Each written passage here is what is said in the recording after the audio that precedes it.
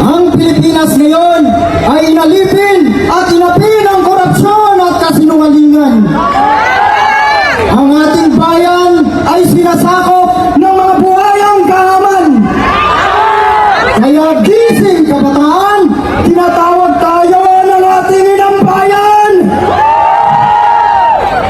Nakikita at naririnig ninyo kung paano inaapi ng kasinungalingan ang katotohanan. Ang katotohanan ay ginagawang kasinungalingan. Ang kasinungalingan ay ginagawang katotohanan. Ang tama ay ginagawang mali. Ang mali ay ginagawang tama. Ang masama ay ginagawa nilang mabuti. At ang mabuti ay ginagawa nilang masama. Kaya lumabas kayo at ipagtanggol ninyo ang katotohanan. Huwag kayong matakot. Dahil kapag ikaw ay nasa katotohanan, kasama natin ang Diyos. Kung ang lahat ng nagsasabi ng katotohanan ay kinukulong, makukulong tayo para sa pag-ibig sa inang bayan.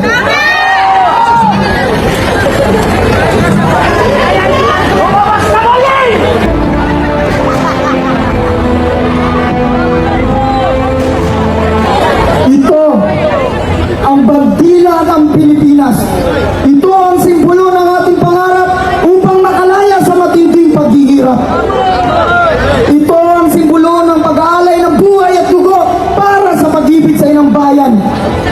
Subalit ngayon, inaapi at pinagtaksilan ng mga mapangabusong politiko na nasa kapangyarihan.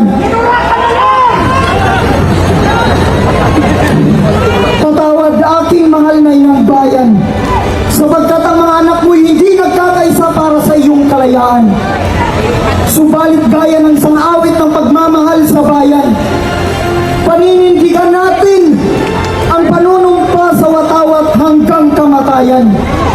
Itaas ang inyong kanang kamay para sa panatang makabayan.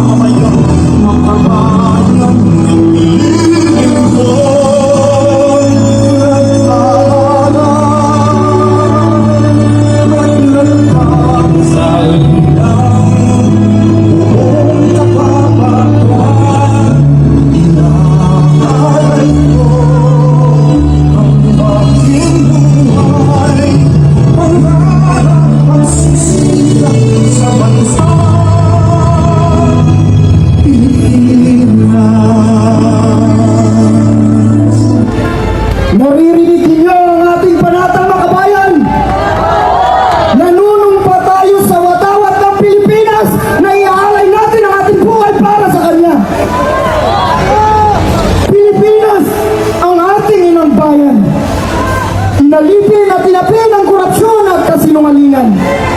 Ipinagkait ang hustisya at katarungan. Mas inuna ang politika kaysa sa bayan. Dahil si bayan! Pilipino dapat ang pinaglingkuran, pero bakit buhaya ang pinoprotektahan? Ninakaw ang ating pinagpaguran, kaya sisingilin natin sila bilang kabayaran. Ilang buwis pa ang nawawala, ilang bahay pa ang nasisira, ilang Pilipino pa ang lulubog sa baha, ilang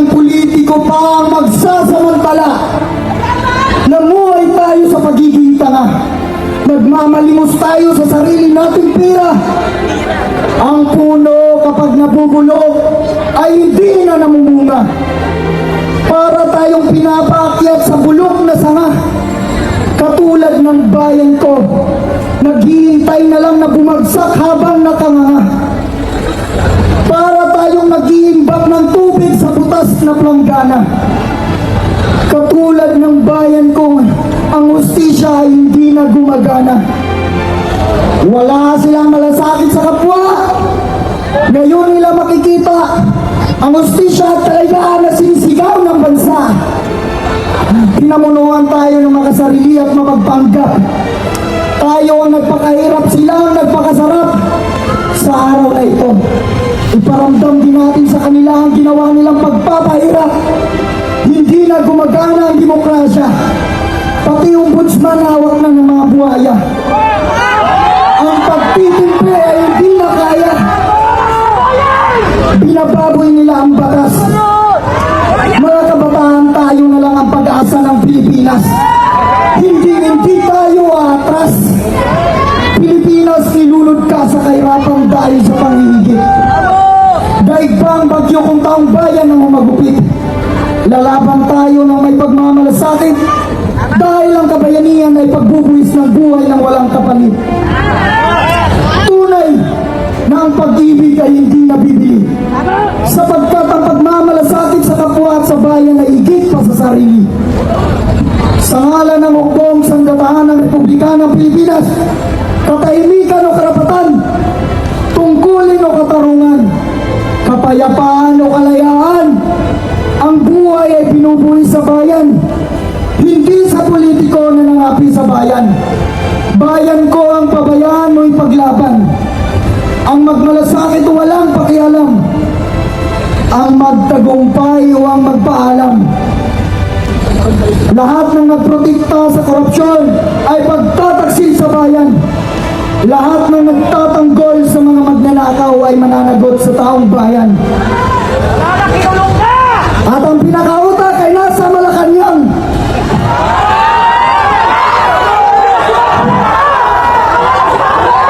Mga kabataan, palayain natin ang ating ilang bayan.